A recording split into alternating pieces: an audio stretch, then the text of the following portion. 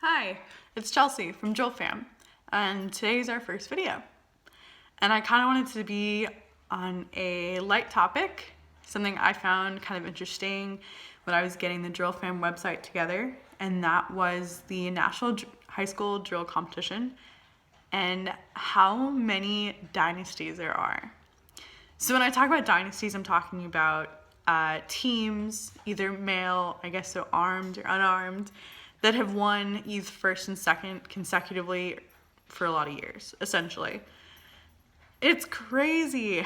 So one of the things that we're doing for the DrillFam website is to have all those old score sheets up from nationals, and they're all going to be condensed. So you can kind of take a quick look at that and see who won what year. And while I was doing that project, getting that all together, I was so surprised by how many teams had managed to get dynasties in the program or the event. And the event's been going on, it'll be 30 years this next competition, so in 2017. And it's just kind of shocking to me. I don't know, maybe a lot of people know this stuff, maybe it's just me, I'm out of the loop, but I thought it was kind of cool. So the big one that I knew right off the bat, like dynasty-wise, was Flower Bluff. The unarmed drill team, the Seahawks, they had a phenomenal run from 2003 all the way to 2009. They won first place 6 years in a row. And I distinctly remember that because at that point I was competing in an unarmed team. We went to nationals and we kind of knew that we had to bring an A game to really step it up because they had won so many years in a row. And so when I was in school, that was like the big team that we knew, like, okay, we have to beat the Seahawks this year. And that was kind of like our big boogeyman. Going back through the list, Roosevelt, also from Texas, they're from San Antonio this time, not Corpus Christi. They had some really phenomenal runs, both in the armed and unarmed teams. I think both of their runs occurred in the 90s, not the 2000s, so they were beforehand. And they're an Army team, not a Navy team, so it's a little bit different. But they both had, I think Roosevelt for the females is something like 6 years also, and I don't think it was first every year, but it was a lot. And the males also earlier, I think, started around I want to say like the late 80s, early 90s. They started just like nailing it. I don't know what they were doing, but they were doing it right. And again, Army teams, not Navy, but so much talent. Another one of the teams that I was looking at that had some really great runs was Blackwatch. That's from San Antonio also.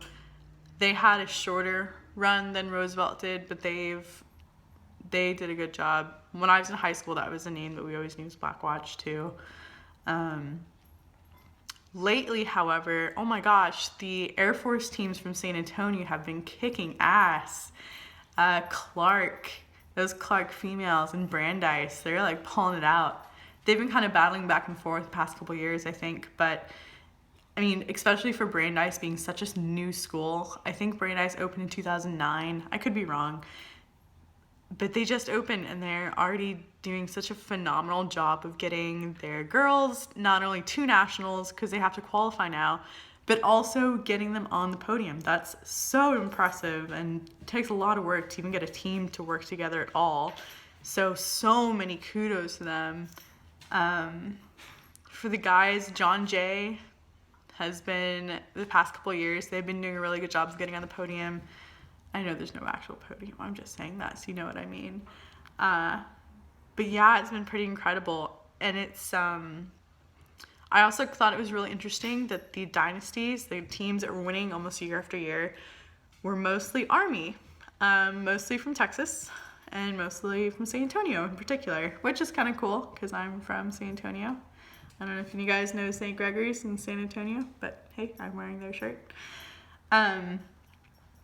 And I'm kind of, I mean, San Antonio has a really strong military influence, so maybe it's that, or maybe it's something else. I don't know. What do you guys think? You guys can tell me in the comments why you think that the schools that we see most often placing are from Texas and San Antonio. I would love to hear what you guys think.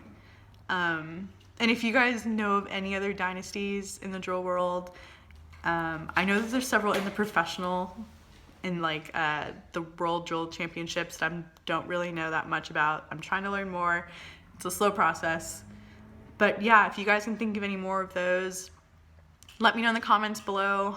And make sure you guys check out our Instagram. We try to update stuff every once in a while.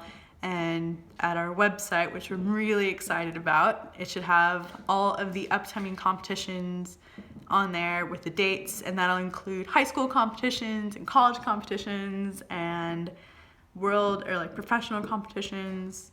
And if we're missing any you guys are going to, please let me know so I can update it, because I would love to have that info up there in all one place. And I think that's it for right now. This one is pretty short.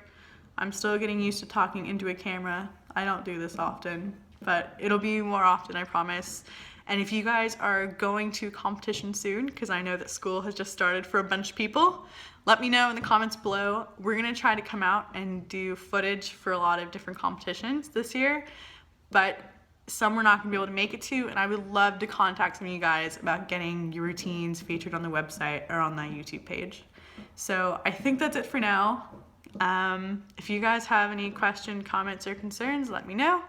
And you guys have an awesome day. This has been Chelsea from DrillFam, and I guess that's it. Bye.